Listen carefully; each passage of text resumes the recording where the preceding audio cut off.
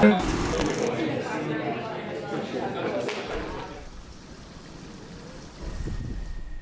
is the SONy Kando Southeast Asia, an amazing event hosted by Sony, where photographers, filmmakers, and creators come together to experience the latest in Sony technology. This is the first Kando event for Southeast Asia. That's why I'm very much honored to be part of this historic event. Met a lot of talented creators that I only see on TikTok, YouTube, and Instagram. And I'm really glad that the strangers when we first met became a friend, and now a family. Our adventure began with a warm welcome and a tour of the event's place. We just settled down in our rooms to freshen up and attended a welcome talk from the SONy team.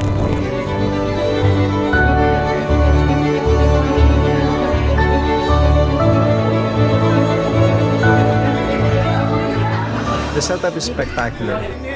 From historic camera tours to immersive workshops, every corner was designed to inspire creativity.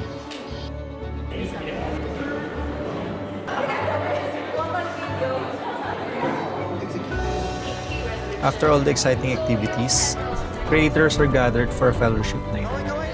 The evening were packed with insightful information from the guest speakers. I was really amazed with the traditional Balinese dance that I don't see often in Manila. It was really fantastic to connect with fellow creators and just enjoy the vibe of the event.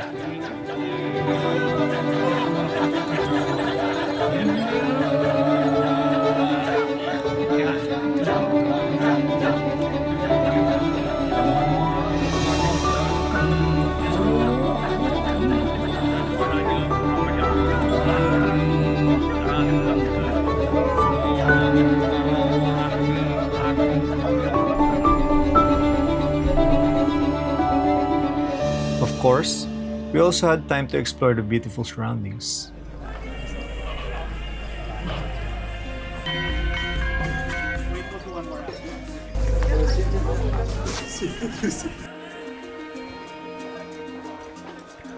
The second day, everyone woke up early to gather and prepare for today's activity.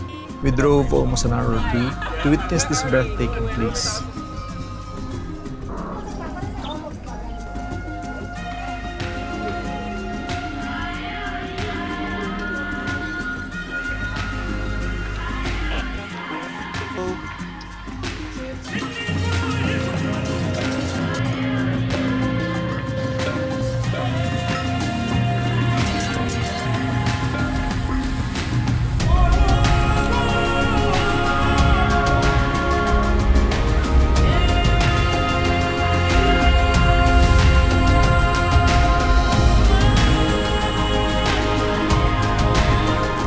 We have given the chance to explore the traditional Balinese culture, the epic dances, and every moment was an opportunity to create something amazing.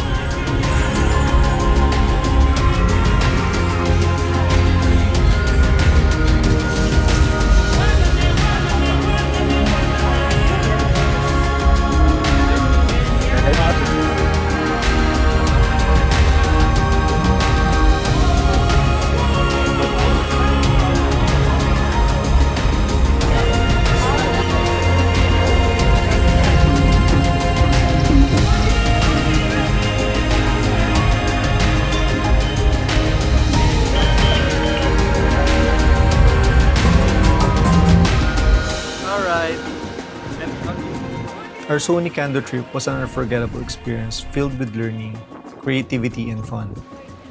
A huge thank you to Sony for organizing such an incredible event. And to Sony Philippines, thank you so much for this once-in-a-lifetime opportunity to join your wonderful team.